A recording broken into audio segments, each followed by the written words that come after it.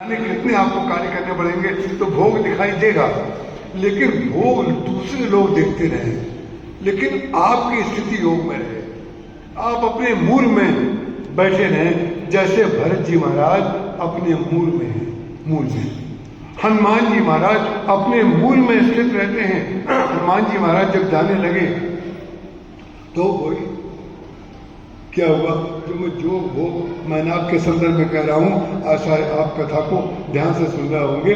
मैनाक पर्वत सोने का है, जो जोग भोग की बात में जिस संदर्भ में मैंने बात कही है, आपको ऐसा ना लगे कि विषयांतर हो गया, इसलिए मैंने आपको ये बात बता दी। हनुमान जी महाराज ने क्या किया, जैसे जनक जी महाराज ने जोग और भोग में भगवान राम के प्रेम को हृदय में धारण कर, जो हृदय में रहता है वो निर्गुण निराकार होता है, वो दिखाई किसी को नहीं देता। तो जो निर्गुण निराकारवादी संत हुए हैं, उनको लोग समझते हैं कि वो सगुण साकारवादी नहीं है। लोग ऐसे मानते हैं, ये लोक मान्यता है। लोक मान्यता जो होती है, मान्यता होती है, सत्य नहीं होता है। ज्ञानी जो होता है वो सबसे बड़ा भक्त होता है, और जो भक्त होता है वो सबसे बड़ा ज्ञानी होता है। ज्ञानी हुए बगैर भक्त की भक्ति टिक ही नहीं सकती, और भक्त हुए बगैर ज्ञानी का ज्ञान टिक ही नहीं सकता। इसीलिए जोग भोग में राख्यो कोई, राम बिलोकत प्रगटो सोई। जब विश्वामित्र जी के सामने उन्होंने भगवान राम और लक्ष्मण जी को देखा, तो उन्होंने ये कहा, अरे इन दोनों को देख करके बरबस ब्रह्म सुखई मन त्यागा। बोले इन दोनों को देख करके जो मेरा ब्रह्म सुख है, जो ब्रह्मानंद है, वो भूल रहा है। देखिए, जो इंद्रियों का कारण बन गया, आंखों से दिख रहा है, कानों से सुनाई दे रहा है, और जो भगवान नाम चलते फिरते दिख रहे हैं, तो वेदांती लोग तो कहेंगे संसार मिथ्या है। एक संसार का सबसे बड़ा वेदांती जो जनक जी हैं, वो क्या कह रहे हैं, इनको देख करके मुझे लग रहा है कि ब्रह्म ही दो रूप बना करके आ गया। जो इंद्रियों का विषय बन गया, उसको देख करके वो कह रहे हैं कि जो आ गया है वो वही आ गया है जो मेरे अंदर छुपा हुआ था। ध्यान रखिएगा, जो आपके हृदय में छुपा है वही तो वाणी के द्वारा निकलता है। जो आपके हृदय में छुपा है वही तो आपके आचरण के द्वारा निकलता है। जो आपके हृदय में बसा है वही तो आपका व्यवहार करता है। तो जिसके हृदय में जो है उसका व्यवहार बता रहा है, वो व्यक्ति वो है। इसको जनक जी महाराज ने स्पष्ट कर दिया। वो कैसे स्पष्ट किया, बोले इनको देखकर बरबस ब्रह्म सुख ही मन त्यागा। ब्रह्म सुख को छोड़ करके मैं आज आंखों पर आकर्षित हो गया। इनको देख करके लग रहा है, और वही जनक जी नहीं, हनुमान जी ने तो वही कहा। हनुमान जी महाराज ने वही कहा कि तुम तीन देवों को, नर नारायण की तुम दो, जग कारण तारण भव भंजन धर्मी भार, की तुम अखिल भुवनपति लीन मनुज अवतार। और वही बात अब देखिए यहां से खींच करके कहां पर आई, जब हनुमान जी महाराज विभीषण के पास गए, नव तुलसी का वृंद तह देख हर्ष कपराय, लंका निश्चर निकट निवासा, यहाँ कहाँ सज्जन कर बासा, मन मोह तर्क करें कभी लागा। जब मन में तर्क वितर्क हनुमान जी महाराज कर रहे हैं कि लंका निश्चर निकट निवासा, अब देखिए ये संदेह हो गया कि लंका में कैसे हो सकता है कोई, यहाँ तो सब निशाचर रहते हैं। मन मोह तर्क करें कभी लागा, उसी समय ते ही समय विभीषण जागा। विभीषण जी महाराज जग गए। तो विभीषण जी महाराज जग गए, ये तो हनुमान जी महाराज को दिखाई दे रहा है, लेकिन जगह कौन, बोले निर्गुण निराकार राम नाम की मुद्रिका जो थी, वो विभीषण के रूप में जग करके खड़ी हो गई। जो राम नाम मुख में लेकर के हनुमान जी महाराज गए थे, वो राम नाम जब विभीषण ने लिया, ते ही समय विभीषण जागा, और राम राम ते ही सुमरन किया। जब राम नाम का उसने सुमरन किया, राम राम ते ही सुमरन किया, हृदय हर्ष कब सज्जन चीन्हा। जैसे जनक जी ने भगवान राम को पहचान लिया, ऐसे ही हनुमान जी महाराज ने विभीषण को पहचान लिया। तेईस समय विभीषण उसी समय छीन लिया, ऐसन हट कर हो पहचान, साधु के होए न कारज हानि। मैं इससे पहचान करूंगा। हनुमान जी महाराज कह रहे हैं इससे मैं पहचान करूंगा, क्यों? क्योंकि साधु के द्वारा कार्य की हानि नहीं होती है। और ये बात कहने में निकल जाएगी, लेकिन ध्यान रखिएगा, जीवन का सत्य है। साधु किसी को गुस्सा होकर निकाल भी दे तो उसका कल्याण निश्चित समझिए। उसका कारण क्या है? साधु तो होए न कारज हानि, ऐसन हट करियो पहचानी, साधु तो होए न कारज हानि। अब जो हनुमान जी महाराज ने भगवान से कहा था कि आप कौन हैं कि तुम तीन देवों को नर नारायण की तुम जो जग कारण तारण हो, भंजन धरनी भार कि तुम अखिल भुवनपति लीन मनुष्य अवतार। क्या आपका अवतार हो चुका है? संसार का जो उद्धार करने के लिए आप आए हैं क्या? नर नारायण में से दो हैं क्या? या फिर आपकी की तुम तीन देवों को ब्रह्मा विष्णु महेश में से क्या दो बनकर के आ गए हैं? ये सारी बात हनुमान जी महाराज बोल रहे हैं भगवान राम से। लेकिन भगवान राम ने हनुमान जी के द्वारा जितने आरोपित गुण थे, जितनी उपाधियां थी, वो सब काट दी। वो जितनी उपाधि तुम धर रहे हो ये तो सांसारिक उपाधियां हैं, लेकिन सांसारिक उपाधियां जो है मेरी नहीं, ये तो मेरा वास्तविक स्वरूप। अब भगवान जो है अपने को बिल्कुल संसारिक रूप में प्रस्तुत कर रहे हैं। बोले नहीं, तो बहुत बड़ी बड़ी बातें कर रहे हो। ये तो आरोप लगा रहे हो हमारे ऊपर कि नर नारायण के तुम दो, हम न नर है न नारायण है, न ब्रह्मा न विष्णु न महेश, हम कुछ नहीं है, न संसार का उद्धार करने आए हैं। जब सारे के सारे गुणों का विच्छेदन भगवान राम ने कर दिया तो क्या कह करके किया?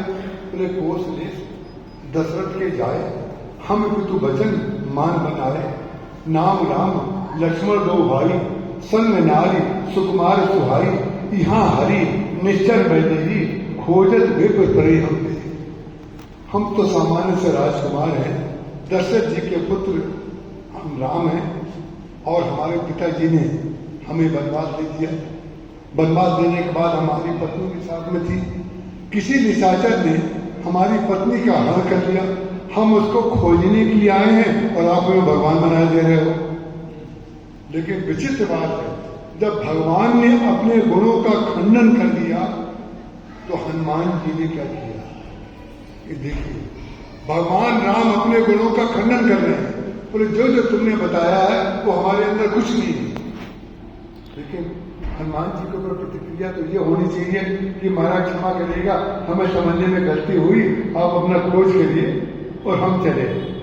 लेकिन हनुमान जी ने ऐसा नहीं किया। हनुमान जी ने क्या किया? बोले प्रभु पहचान परो वैश्व, भगवान को पहचान करके उनके चरणों में गिर गए। अब आधी अर्धाली लिखी हुई है प्रभु पहचान परो गई करना, वो तो है पृथ्वी की। लेकिन कैलाश पर्वत पर भगवान शंकर पार्वती जी को कथा सुना रहे हैं। आप अच्छी तरह सत्संगी हैं, इसको समझ पा रहे होंगे। शंकर जी जब पार्वती जी को कथा सुना रहे हैं, उस समय ये जो अर्धाली लिखी हुई है, उसके बाद गोस्वामी जी सीधे कैलाश पर्वत पर चले गए। प्रभु पहचान परो गई करना, शंकर जी कहते हैं पार्वती जी से, सो सुख उमा जाई नहीं बनना।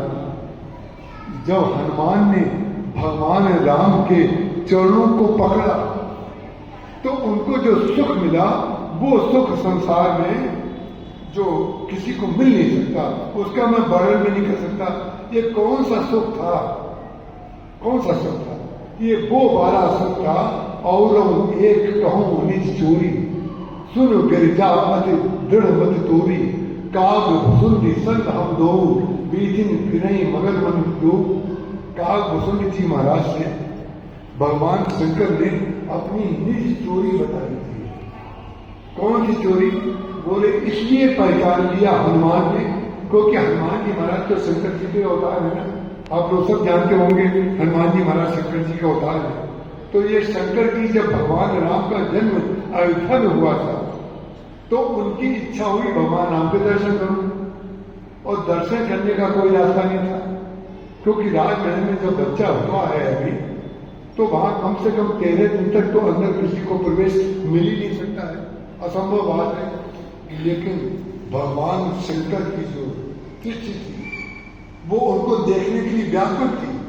भगवान शंकर के कान जो थे उनकी आवाज को सुनने के लिए व्याकुल थे, उनका रोना सुनने के लिए व्याकुल थे, उनकी आंखें उनके आंखों को देखने के लिए, उनके हाथ उनके चरणों को पकड़ने के लिए व्याकुल हो रहे थे। सारी इंद्रियां जब मन के साथ मिल जाती हैं, ज्ञानेंद्रियां कर्मेंद्रियों मन, तभी एकादशी हो जाती।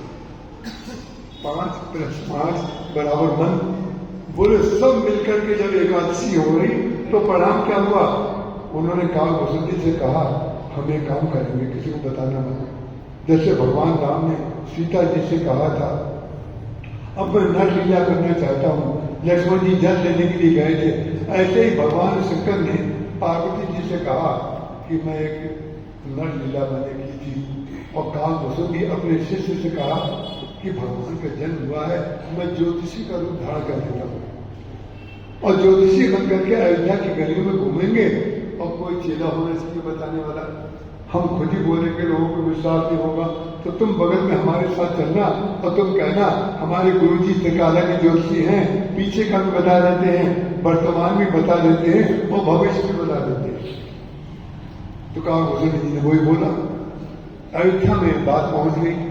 जब अयोध्या में बात पहुंच गई तो कौशल्या जी के पास भी बात पहुंच गई, वो ज्योतिषी आए हैं, और हर माता की इच्छा होती है कि अपने बच्चे का भविष्य जानना। हम आपको बता दें कि 3 साल तक बच्चा जब तक 3 साल का ना हो जाए तब तक किसी ज्योतिषी के सामने कुंडली लेके मत पहुंचिएगा। 3 साल तक उस बच्चे का प्रयोग मत करिएगा, और कुंडली लेकर के ना पहुंचे तो सबसे अच्छा है, और पहुंचने हो तो 3 साल के बाद पहुंचेगा। हम कितने कहें कि कुंडली लेके तो आप पहुंचेंगे, वो तो तुम्हें मालूम है, लेकिन कोई बात नहीं। लेकिन जब भगवान का जन्म हुआ तो कौशल्या जी को पता चला, अरे कोई ज्योतिषी आए हुए हैं। तुरंत वो बाहर निकल आई बरामदे में, और शंकर जी को बुलवाया गया कि भाई महारानी जी बुला रही हैं, चलिए। और शंकर जी प्रसन्न, वाह वाह हमारा कार्य पूरा हो गया। जो ही शंकर जी उनकी गोद में, कौशल्या जी की गोद में भगवान राम आए, तो आने पर उन्होंने कहा हमारे बच्चे का भविष्य बता दीजिए। तो उन्होंने कहा अच्छा ठीक है। पहले उन्होंने हाथ दिखाया, पहले हाथ दिखाया और हाथ पकड़ लिया भगवान शंकर ने। जो ही हाथ पकड़ा तो शंकर जी को समाधि लगने लगी, और हाथ पकड़ने का परिणाम तो समाधि होगी। भगवान का स्पर्श जो है वो समाधि कोई तो देगा, वो तो समाधि कोई देगा। भगवान को स्पर्श करते संसार तो खो जाएगा ना। जब उनका संसार खोने लगा, समाधि लगने लगी, तो कौशल्या जी ने कहा महाराज कहाँ जा रहे हैं? हमने तो आपको अपने बच्चे का हाथ पकड़ाया है, आप उसका हाथ देख के बताइए। बोले हाथ में कुछ ऐसी रेखा है जो आगे चल करके बड़ा अनिष्ट हो जाएगा। संत लोग कहा करते हैं कि यह अनिष्ट 14 वर्ष का जो वनवास हुआ, शायद वही वाला अनिष्ट था, उसके लिए वो शंकर जी ने संकेत किया था। तो उन्होंने मां घबरा गई, उन्होंने कहा इस अनिष्ट को दूर कैसे करें, कोई उपाय बताइए। तो वो अपना उपाय पूछ रही थी और शंकर जी अपना उपाय सोच रहे थे। ज्योतिषी जी अपने चक्कर में थे और माताएं अपने चक्कर में थे। तो ज्योतिषी जी ने कहा कि एक ही उपाय है कि हमारे सिर में एक यंत्र बना हुआ है, अगर इस बच्चे का पैर जो है हमारे सिर से छुड़ा दिया जाए तो इसका अनिष्ट दूर हो जाएगा। तो कौशल्या जी ने कहा नहीं, आप ब्राह्मण हैं, हम क्षत्रिय हैं, हम अपने बच्चे का पैर आपके सिर पर छुड़ा देंगे तो उचित नहीं होगा, इसलिए हम ये तो नहीं कर पाएंगे। परिणाम क्या हुआ? तो कहा जाता है कि वो छुआ नहीं, लेकिन शंकर जी की लालसा बनी रही कि भगवान के चरणों का स्पर्श मुझे नहीं मिला। तो सो सुख उमा जाई नहीं बनना, प्रभु पहचान परो गई चलना, ये वहीं से कथा आई है। कौन सा पहचान लिया? बोले उन्हीं भगवान को पहचान लिया जिनको बालक रूप में देखा था, जिनको बालक रूप में देखा था उनको बड़े रूप में पहचान लिया। पहचानने शब्द का तात्पर्य ही यही है कि आपकी पहचान पहले से थी। आपकी कोई वस्तु खो गई हो और बहुत दिन तक ना मिले और कहीं बहुत से सामान में वो रखी हो, तो आप कहेंगे वो मेरी वस्तु है। तो कहेंगे कैसे को, तो मैंने पहचान लिया, तभी तो आपके मुंह से निकलेगा ये मेरी थी। तो जिससे पहचान होती है, आज हमारे जगन्नाथ जी ने बहुत अच्छी बात कह दी, संजोग से अभी याद आ गई। बोले आपसे मिलकर ऐसे लग रहा है कि जैसे बहुत पहले से पहचान थी। हमने कहा ये बात आपने हमारी छीन ली। उसका कारण क्या है? हम भी किसी संत परंपरा, वो भी राम की परंपरा है, और यहाँ के जो महर्षि बैठे हुए हैं वो राम परंपरा में है। तो एक बात बताइए, सब लोग जब राम परंपरा में हैं तो पहचान नहीं होगी तो क्या गैर पहचान होगी क्या? जब सब लोग राम परंपरा से हैं, सब लोग सुंदरकांड के उपासक हैं, सब लोग राम नाम के उपासक हैं, तो इससे बड़ी पहचान और कोई होती है क्या? मिले ना मिले, कब मिले, कैसे मिले, वो एक अलग बात है। वो तो एक भावनात्मक बात है। किसी ने अच्छी बात बोली, उस अच्छी बात का प्रयोग आपके सामने बताएगा, क्योंकि जाम मत के बिल्कुल तो है। अच्छी बात का तो प्रचार होना चाहिए ना। सब लोग राम के नाते जुड़े रहे और राम के नाते ही जुड़े हैं। प्रभु पहचान करे हुए करना। तो जैसे भगवान राम ने अपने सारे के सारे जितने आरोपित उपाधियां थी, उन्होंने कहा नहीं, हम तो दशरथ जी के पुत्र हैं, आदि आदि, हमारी नारी थी, हमारी पत्नी थी, किसी राक्षस ने चुरा लिया, हम वो मूल नहीं हैं, हम तो केवल एक राजकुमार हैं। तब उन्होंने पहचान लिया। इसी प्रकार से यहाँ पर विभीषण जी महाराज ने हनुमान जी को पहचान लिया कि तुम हरिदासनों को, जो मैं आपसे कह रहा हूं, भगवान की कृपा का फल भक्ति के दर्शन है, और भक्त की कृपा का फल भगवान के दर्शन है। कि तुम हरिदासनों को, बोले भगवान का आप कोई बहुत दास है क्या? कि तुम हरिदासनों को मोरे हृदय प्रीति हो। क्योंकि उसका कारण क्या है? बिना भगवान के अब मोई था भरोसा हनुमंता, बिनु हरि कृपा मिले ही नहीं संता। अब मुझे भरोसा हो गया कि मेरे ऊपर भगवान की कृपा है। हनुमान जी को देखने के बाद उनके अंदर भरोसा आया, और ये भरोसा हनुमान जी के अंदर नहीं आया। सीता जी को भी भरोसा हनुमान जी नहीं दिलाया। सीता मन भरोसे तो भय अति रूप अवसुत ले। सीता जी को भी भरोसा दिया और सुग्रीव विभीषण जी को भी भरोसा दिया। अब मोहि भा भरोसा हनुमंता, बिनु हरि कृपा मिले ही नहीं संता। भगवान की कृपा जब तक ना हो तब तक जीवन में कोई संत आता नहीं है। और संत जब आए तो संत का पहला काम है कि वो सत्संग कराएगा। हमारे महाराज जी से किसी ने पूछा था एक बार, कैसे पता करें कि कोई संत है? लोग, संसार के लोग ऐसे ही प्रश्न किया करते हैं, लेकिन ठीक है, क्योंकि उसका उत्तर अच्छा है और यहाँ से मिलता हुआ है, इसलिए मैं आपको बता रहा हूँ। किसी ने पूछा कि कैसे पता करें कि कोई असली संत है? तो महाराज जी ने कहा, भी असली नकली की पहचान तो मैं नहीं जानता हूँ, लेकिन हाँ इतना कह देता हूँ, जिसके पास जाकर के भगवान की स्मृति आए वो संत है, और जिसके पास जाकर के भगवान विस्मृत हो जाए उससे कमी काट लेनी चाहिए। जो व्यक्ति हमारे जीवन से भगवान को अलग कर दे, जो भगवान की स्मृति को हटा दे और जो भगवान को मिलाने में सहयोग करे, उसके पास रह करके ऐसा लगे कि हम भगवान के निकट हैं, हमारे ऊपर कृपा है, तो उसको पकड़ लेने चाहिए। प्रभु पहचान प्रयोग करी, गहना माने जोर से पैर पकड़ लिए। तो हनुमान जी से जब सुग्रीव के पास, उसी समय सुग्रीव ने, आपको तो पता है सब बात, कि सुग्रीव ने हनुमान जी महाराज को भिजवाया था कि जा करके पता करो कि कौन है। हनुमान जी महाराज के पीठ पर जब भगवान राम बैठ गए, एक तरफ और एक तरफ लक्ष्मण जी, एक तरफ राम जी, तो सोचा भगवान राम ने कि भाई ऋषिमुख पर्वत बड़ा ऊंचा है, जाने में समय लगेगा, थोड़ी बातचीत करते चले। तो हनुमान जी से भगवान राम ने पूछा, भाई एक बात बताओ, कि तुमने हमें पीठ पर क्यों बैठाया, गोद में क्यों नहीं ले लिया। गोद में भी तो ले सकते थे, एक हाथ में लक्ष्मण को बैठा रहे थे, एक हाथ में हमें बैठा रहे थे और पकड़ लेते, पीठ में क्यों लेके चल रहे हो। तो भगवान का भक्त भगवान को ऐसे उत्तर देता है कि जिसमें भगवान निरुत्तर हो जाते हैं। भगवान के पास उत्तर नहीं रह जाता। उसका कारण क्या है, भगवान के पास सबका इलाज है, सबकी व्यवस्था है, लेकिन प्रेम का उत्तर देने की व्यवस्था भगवान के पास नहीं। प्रेम के तो वो वशीभूत हो जाते हैं। बोले पीठ पर क्यों बैठाया, ये मैं पूज्य श्री राम किंकर जी महाराज का भाव आपको बता रहा हूँ।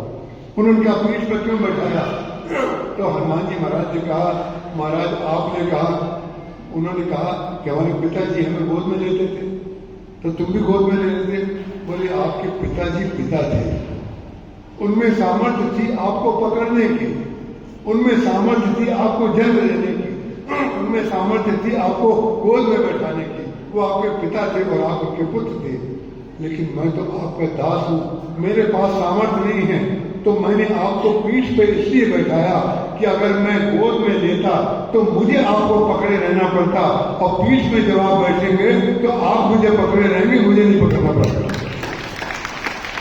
ये संतों का भाव है, संतों का भाव है, ये पूज्य श्री राम किंकर जी का भाव है।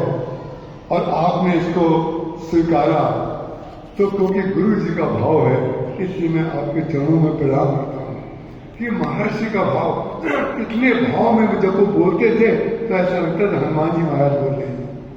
ऐसा सामने ना जाने कितने शहरों में लोग कहा करते थे, जब महाराज जी बोलते हैं तो ऐसा लगता है कि साक्षात हनुमान जी बोल रहे हैं। उसका कारण क्या है, हनुमान जी ही तो बोलते थे। भगवान की कथा तो जब होगी तो हनुमान जी के द्वारा ही होगी, व्यक्ति कोई भी हो। देखिए कथा हनुमान जी बोलेंगे, हनुमान जी सुनेंगे। जैसा मैंने प्रारंभ में ध्यान में आपके सामने कहा कि वक्ता के रूप में वो वक्तृत्व रूप में है और श्रोता के रूप में जिज्ञासु रूप में है, दोनों तत्व तो एक ही है। हनुमान जी महाराज से उन्होंने कहा, महाराज आपको पकड़े रहना पड़ता, तो हमारे पास पकड़ने की सामर्थ्य नहीं है, तो हमने आपको पीठ पे इसलिए बैठाया कि आप हमें पकड़े रहें और आपको पकड़ने की ट्रेनिंग भी हो जाएगी। और सुनिए, बोले आपको पकड़ने की ट्रेनिंग हो जाएगी, क्यों? बोले जिसके पास हम ले जा रहे हैं वो है सुग्रीव और वो है भागने वाला। वो भाई के डर से भी भागा, तो हर समय भागते ही रहता है। तो जब आप वहां जा रहे हैं, उससे मित्रता करेंगे या उसको अपना दास स्वीकार करेंगे, तो उसको आपको पकड़े रहना पड़ेगा, वो आपको नहीं पकड़ सकता। इसलिए आपको पकड़वाने की काम अभ्यास करा रहे हैं। कैसा अभ्यास कराया, कोई बात निकली। अंत में जाकर के क्या बात निकली, जब सीता जी का अन्वेषण करने के लिए भगवान राम जंगल में गए, उस समय चौमासा आ गया। जब चौमासा आ गया, बहुत बरसात होने लगी, तो भगवान राम जानते थे सुग्रीव का स्वभाव।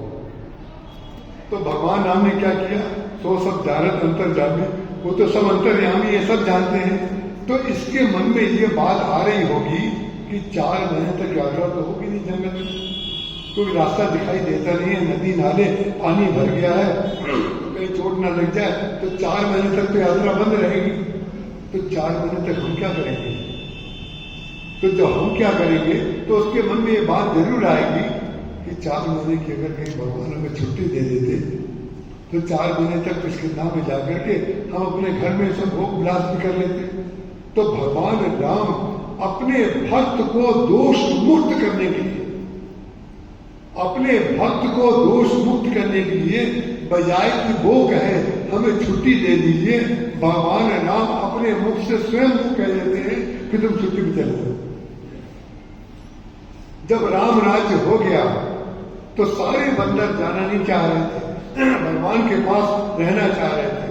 लेकिन विचित्र बात है, भगवान राम ने अपने मुख से सारे बंदरों से कहा, अब गृह जाओ सखा सब, भुजो मोहित देव, सदा सर्वगत सर्वहित जाने करो अति प्रेम।